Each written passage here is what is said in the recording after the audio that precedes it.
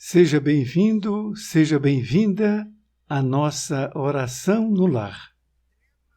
Hoje, com o capítulo 41, o incentivo santo, do livro Jesus no Lar. O incentivo santo. Aberta a sessão de fraternidade em casa de Pedro, Tadeu clamou irritado contra as próprias fraquezas, asseverando perante o mestre: como ensinar a verdade se ainda me sinto inclinado à mentira? Com que títulos transmitir o bem quando ainda me reconheço arraigado ao mal? Como exaltar a espiritualidade divina se a animalidade grita mais alto em minha própria natureza? O companheiro não formulava semelhantes perguntas por espírito de desespero ou desânimo, mas sim pela enorme paixão do bem que lhe tomava o íntimo. A observar pela inflexão de amargura com que sublinhava as palavras. Entendendo-lhe a mágoa, Jesus falou condescendente. Um santo aprendiz da lei, desses que se consagram fielmente à verdade, chamado pelo Senhor aos trabalhos da profecia entre os homens, mantinha-se na profissão de mercador de remédios, transportando ervas e xaropes curativos da cidade para os campos, utilizando-se para isso de um jumento caprichoso e inconstante. Quando, refletindo sobre os defeitos de que se via portador, passou a entristecer-se profundamente. Concluiu que não lhe cabia colaborar nas revelações do céu, pelo estado de impureza íntima, e fez-se mudo. Atendia às obrigações de protetor dos doentes, mas recusava-se a instruir as criaturas na divina palavra. Não obstante as requisições do povo, que já lhe conhecia os dotes de inteligência e inspiração. Sentido, porém, que a celeste vontade o constrangia ao desempenho da tarefa, e reparando que os seus conflitos mentais se tornavam cada vez mais esmagadores, certa noite, depois de abundantes lágrimas, suplicou esclarecimento ao Todo-Poderoso. Sonhou, então, que um anjo vinha encontrá-lo em suas lides de mercador. Viu-se cavalgando o voluntarioso jumento, vergado ao peso de preciosa carga, em verdejante caminho, quando o emissário divino o interpelou com bondade. Em seguida, às saudações habituais. Meu amigo, sabes quantos coices desferiu hoje este animal? Muitíssimos, respondeu sem vacilação. Quantas vezes terá mordido os companheiros de estrebaria? Prosseguiu o enviado sorridente. Quantas vezes terá insultado o anseio de tua casa e horneado despropositadamente? E porque o discípulo aturdido não conseguisse responder de pronto, o anjo considerou: entretanto, ele é um auxiliar precioso e deve ser conservado. Transporta medicamentos que salvam muitos enfermos, distribuindo esperança, saúde e alegria.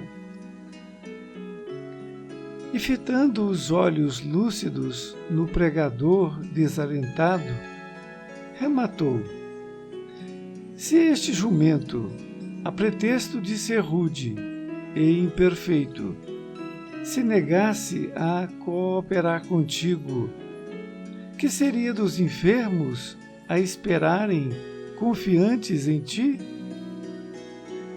Volta à missão luminosa que abandonaste, e se te não é possível, por agora, servir a nosso Pai Supremo na condição de um homem purificado, atende aos teus deveres, espalhando reconforto e bom ânimo na posição do animal, valioso e útil.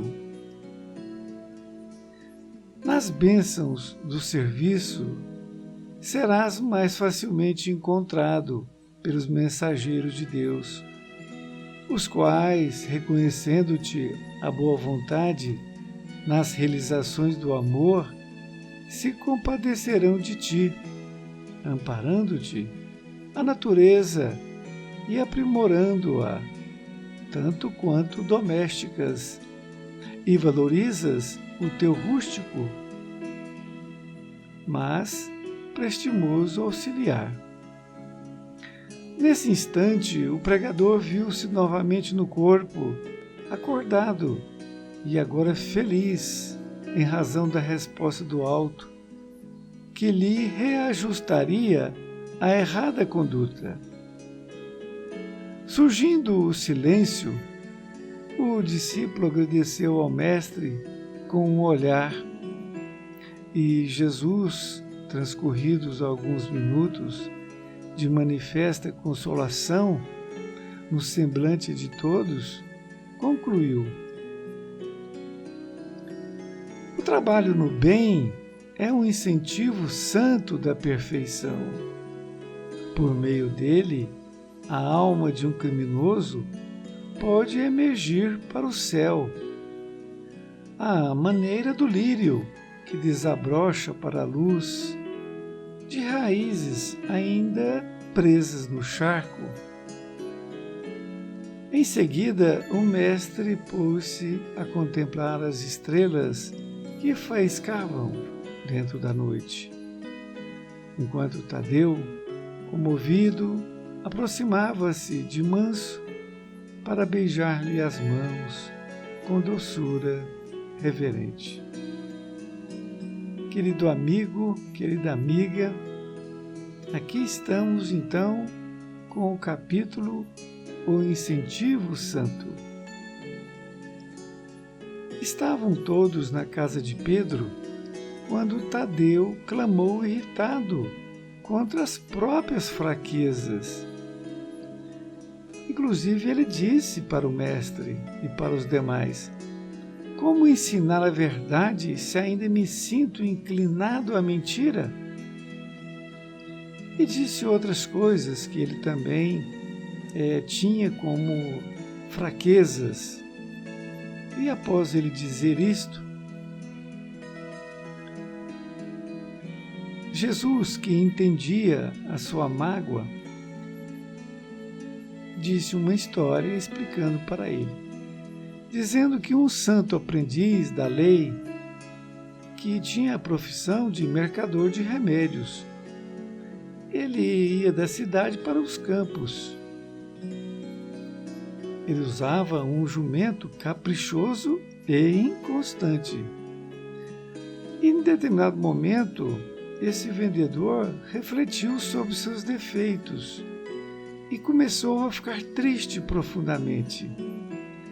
E ele disse para si mesmo que não lhe cabia colaborar com as revelações do céu, devido à sua impureza íntima. Ele atendia às obrigações de protetor dos doentes, mas recusava-se a instruir as criaturas na divina palavra. Não obstante as requisições do povo, que já lhe conhecia os dotes de inteligência e inspiração. Mas certa noite, depois deste vendedor de remédios ter muito chorado, ele suplicou um esclarecimento do Todo-Poderoso, ou seja, de Deus. E ele então sonhou, e um anjo vinha encontrá-lo. E de tal forma que este anjo interpelou este vendedor de remédios. Meu amigo, sabes quantos coices desferiu hoje este animal, ou seja, o seu jumento? Ele respondeu, muitíssimos, respondeu sem vacilação. O anjo ainda lhe perguntou quantas vezes terá mordido os companheiros de estrebaria? E assim ele foi fazendo perguntas para o vendedor, e aquele discípulo, que era o vendedor, não tinha respostas, não sabia ao certo. De tal forma que o anjo disse, entretanto, ou seja, ele é seu auxiliar precioso, isto é, o jumento, e deve ser conservado. Ele transporta medicamentos que salvam muitos enfermos, distribuindo esperança, saúde e alegria. E fitando os olhos lúcidos do pregador desalentado, ele rematou, se este jumento, a pretexto de ser rude e imperfeito, se negasse a cooperar contigo, que seria dos enfermos a esperarem confiantes em ti? Ele então chamou ele à razão, comparando o jumento, que tem defeitos, mas é de suma importância para ele. Da mesma forma, ele ainda tem coisas para ser melhoradas no seu íntimo. Por isso que o anjo disse para ele, volta à missão luminosa que abandonaste. E se te não é possível, por agora, servir a nosso Pai Supremo na condição de um homem purificado, atende aos teus deveres, espalhando reconforto e bom ânimo na posição do animal valioso e útil. A colocação do anjo foi muito interessante, porque ele falou para o vendedor voltar àquela missão que ele estava tendo, não somente vendendo remédios, mas também levando uma palavra de Deus para reconforto daquelas pessoas que estavam doentes. Nas bênçãos do serviço, diz o anjo, serás mais facilmente encontrado pelos mensageiros de Deus. Eles vão te amparar a natureza e aprimorando também essa natureza. O anjo disse que quando a pessoa está nessa tarefa, bênçãos do serviço, levando a palavra de Deus, ele vai ser mais facilmente encontrado pelos mensageiros de Deus. E vão amparar você na sua natureza e aprimorando também o seu íntimo.